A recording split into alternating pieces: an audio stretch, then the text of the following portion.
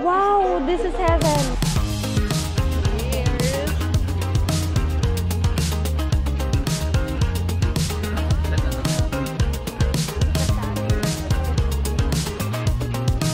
I think guys, this is the start of my running era.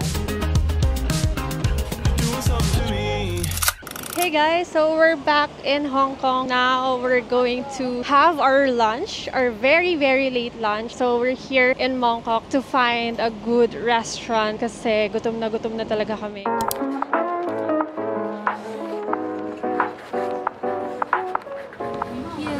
Wow, looks quite cute, pig. So this one is seafood stuffed eggplant with Sichuan sauce. And this one naman is piggy custard bun.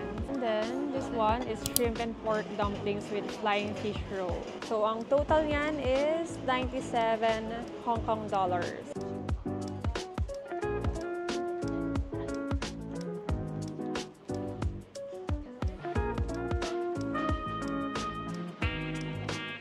Oh, hot.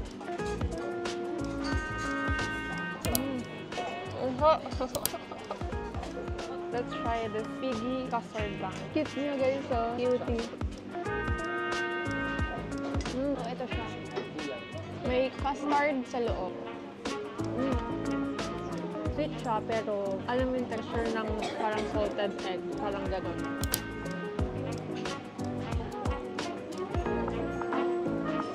Sarap na to.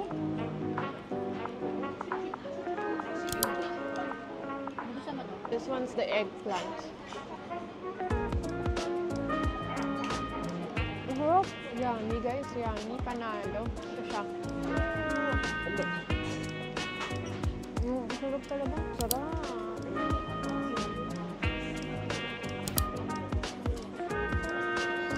Bali yung favorite ko, 1, 2 yung buns, tapos 3 yung dim sum.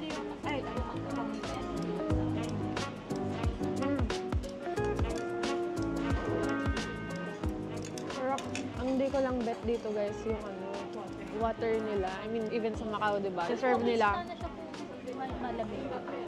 Oo. Hindi ako fan kasi ng mainit na water. Anyway, let's find a good milk tea shop or fruit shake. Let's see. Guys, yung first meal namin, solid. Ang sarap niya. Recommended. Tapos, our next meal, mamaya na. Pero, hahanap muna tayo ng drinks. Order ako guys ng grape bloom. Ayan siya.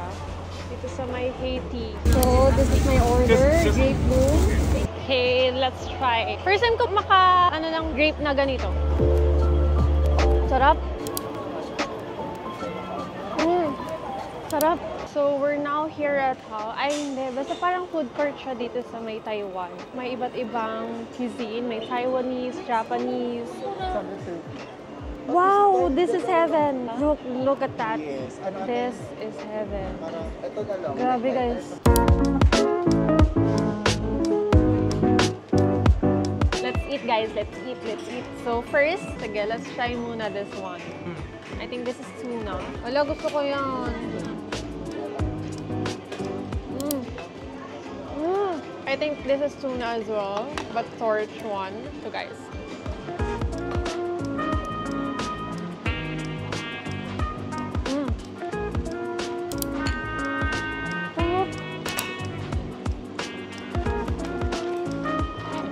Excited to try this.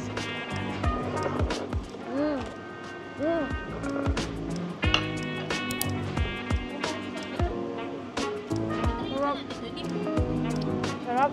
Okay, let's try this one. Sarap. The best.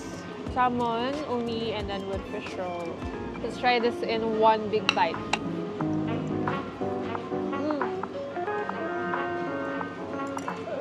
One big bite.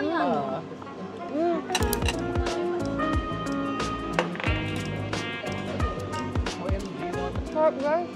Chocolate mousse. Feeling ko, pag ganito, dami kong kukunin, tapos hindi ko na mamamalayan yung price. Dahil I really love sushi. Masarap pa nitong grape shake. By the way guys, yung pink and yellow na plate costs 8 Hong Kong dollars. And then yung black one is $12. So, magkano in peso? Hindi na namin namamalayan ang aming mga kinukuha. Basta sushi. And then, ito naman, sushi topped with salmon. And then, may dressing. And then, may fish roll din. So, this one costs $12. Promise guys, this is my last plate na. Last bite!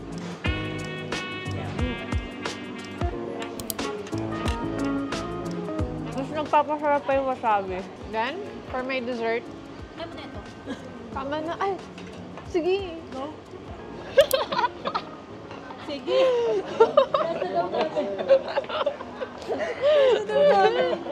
Ano yan no? Muscles yan no? Promise guys, last plate na. Cheers!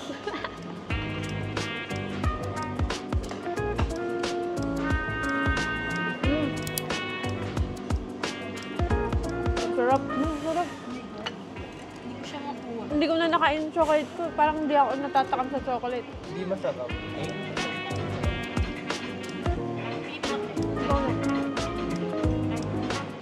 Okay lang. Nasarap naman. Nakakanan? Gusto ko ganyan katamis lang yung cake. Magtsaa nga tayo nung masulit natin itong bayad natin. Oh, gusto ko pa pero iba naman. Yung wallet natin, umiiyak na. Let's try the tea. Black tea ata.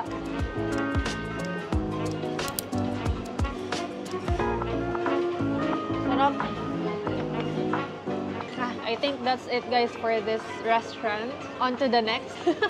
So we're gonna go to our next restaurant. No, joke lang. Mag-ikot-ikot na kami here sa Mongkok area and let's see if kakain tayo ulit. But for sure, I wanna eat again. Ang cute ng mga shops dito guys. 39 lang oh. Ito pala guys, 99 yan. Tapos yung 39 yung mga nandun, mga nakasabit. Ako ba may kailangan yan? Sino? Parang kailangan ito. So what are the same? Ang ganda. Ang ganda sa maganda. Ay, tanggalin mo na lang.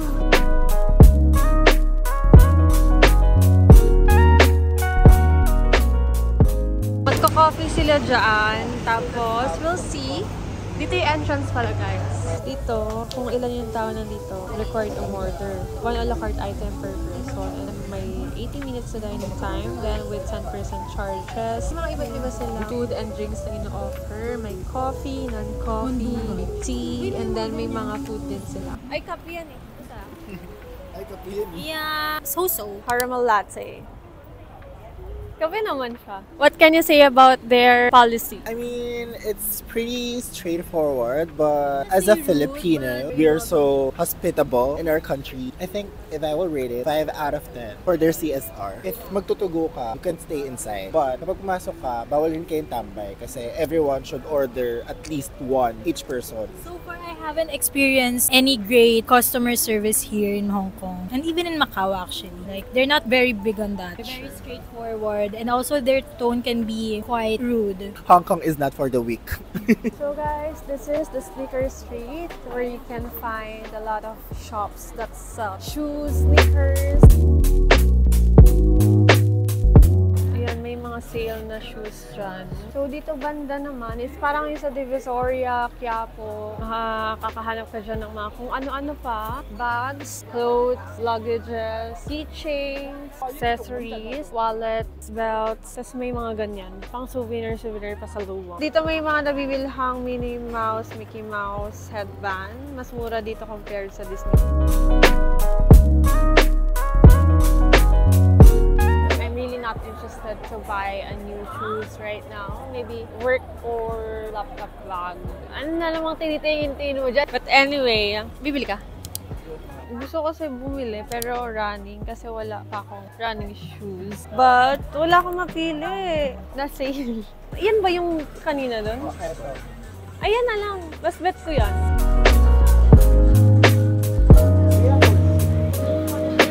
Ayun, bali natuturn siya kasi yun na yung napili niya. Tapos ayaw namin. And then Nike na blue. Yung una napili niya, ayaw namin. Ayaw nila ng 5 Ayaw namin for him. Kasi meron daw siyang trypophobia. Laking butas-butas, te. Skip pala sa akin. 9 pala ang ata ako. Saktong-sakto na siya. Dikit na dikit. Pero hindi ba siya mag-yellow? Pero maganda naman pala. Opo, siya sa dapat. Walang bigay sa akin. Ano yan? 9.5? Ang ganda. So, I'm gonna try the size 7. Ang comfy niya. I think guys, this is the start of my running era since this is kind of pricey for me because I don't run, guys. Guys, should we get this? Lo, ang sarap! Tapos couple kami. Tapos baka mamaya magbago yung isip ni Greg na ito na yung kunin. Magkano nga ulit? So guys, bibili na natin. Tapos, ako na yung 40% mo. Gift ko na sa'yo. At dahil wala pang regalo sa akin, meron daw siyang bag. Pa-voucher. May pa-discount. Thank you so much.